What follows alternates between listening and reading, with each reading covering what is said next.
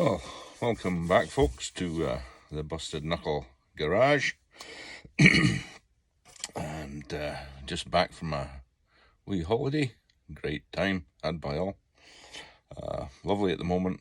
We've got family staying with us up from northern Quebec, and beautiful kids sitting around and fast asleep on the floor watching horror movies last night. Great fun. So what are we up to at the moment? Well, getting ready for boating and stuff, so I'm not sure how that's going to fit in with getting the crafts done and the violins and stuff, but we'll play around with it. Well, when I came back, there was the usual pile of parcels and bits and pieces that I kind of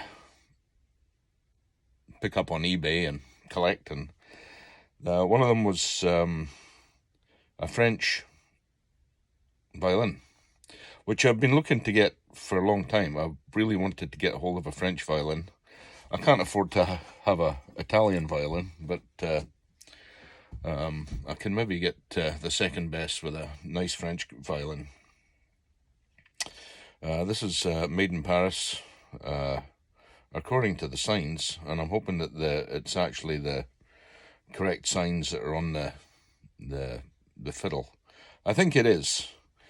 The most interesting piece is not so much the actual fiddle itself sometimes, but the repairs that have been done. As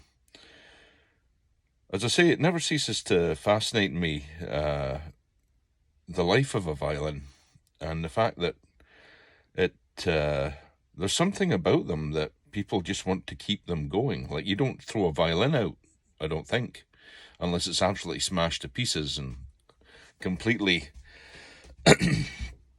not viable to fix.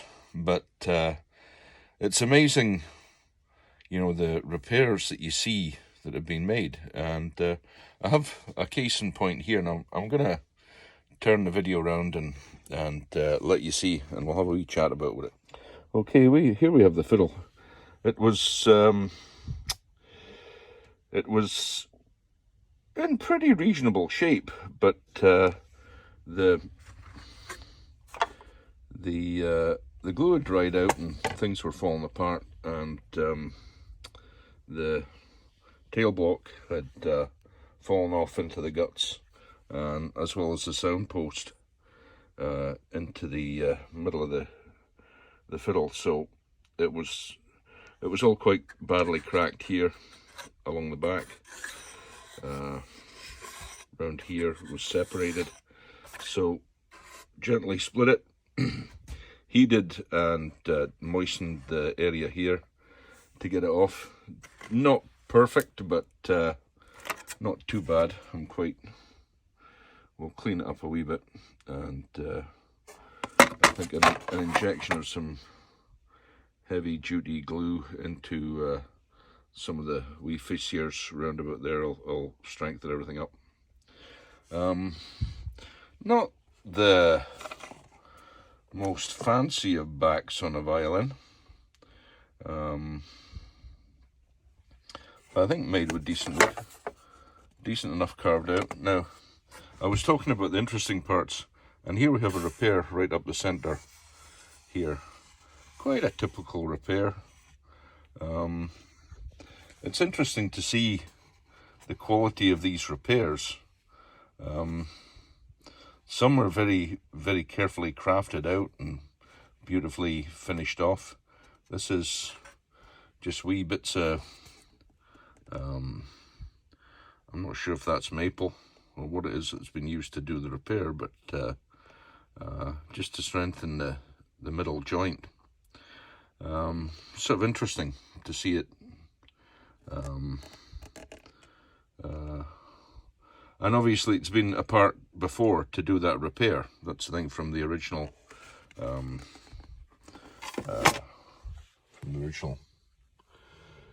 violin. So there we go. There's the label inside, and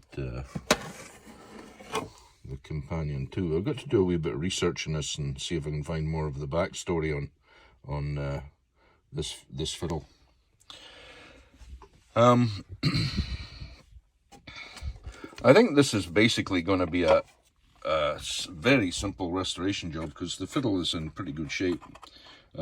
It's interesting to find a different construction as well. This is kind of, I would say, a little bit of a lazy man's construction in here. This hasn't been cut back to fit these. These have just been fitted in. It does have corner posts in it. It's all a little bit rough.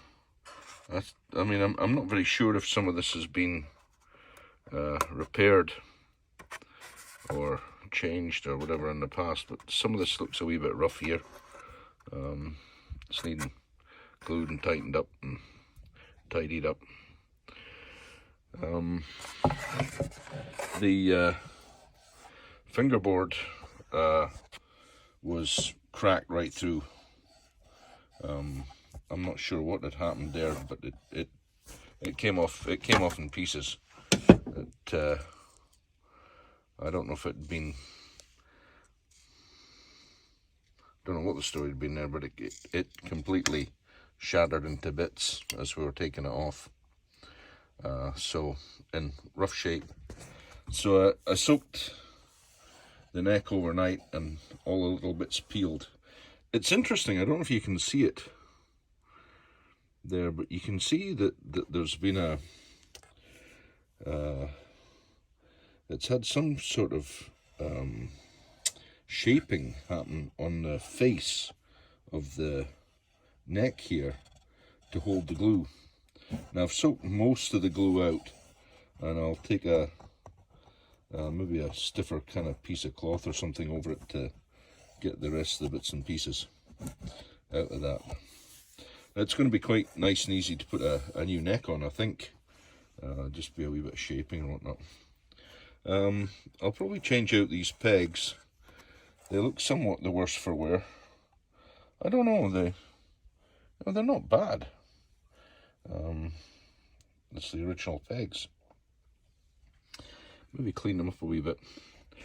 This has obviously been re-varnished, I think, at some point. This isn't dirt. I can't get it to move. So somebody's put another coat of varnish over. This is very red here, and this is all quite dark in comparison. And you can see whoever painted it has let the stuff run through into the bottom end of the violin, so it's a little bit stained. But I think, you know, a nice little cleanup will have this quite a decent violin, I think. You know, it's got some classy pieces on it. You know, I use the purfling to some extent when I look at them, and also just the shaping and the work, to see what I'm dealing with. But as I say, it's the interesting part is just that the repairs and what's happened to them. Like, they tell a wee story, and I kind of get a kick out of it. It's very cool. Okay, here's the case, and the other thing too is the bow. This is a French bow made in France. It's in need of a bit of repair. I think it's needing rehaired, and I think you can see there. That is Paris, and it's needing a bit of work. Things are a wee bit run down, but due to the quality of this and the fact that, you know, it's the provenance have been made in Paris and everything, I'd really like to fix this, and it seems to be quite straight and true. So that would be really nice to keep with the fiddle. And this old case here, I think it's a sort of a pressed wood case of some sort. Nothing particularly brilliant, but you know, worth a good vacuum and clean out and see if we can get it back to some semblance of less scabbiness than it has.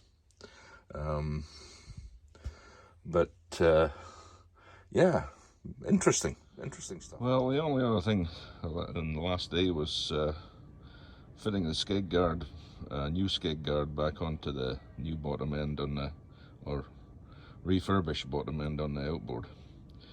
And my God, those guys in Cortha Lakes do an amazing job. I'm just so very happy with the repair that we sent them a pretty rough piece of work to deal with, and it came back looking better than new. So absolutely fascinating. Brilliant work. Tremendous. So chuffed to bits. So hopefully we'll get her in the water over the next couple of days. Hopefully tomorrow, and try and get some fish for my brother-in-law.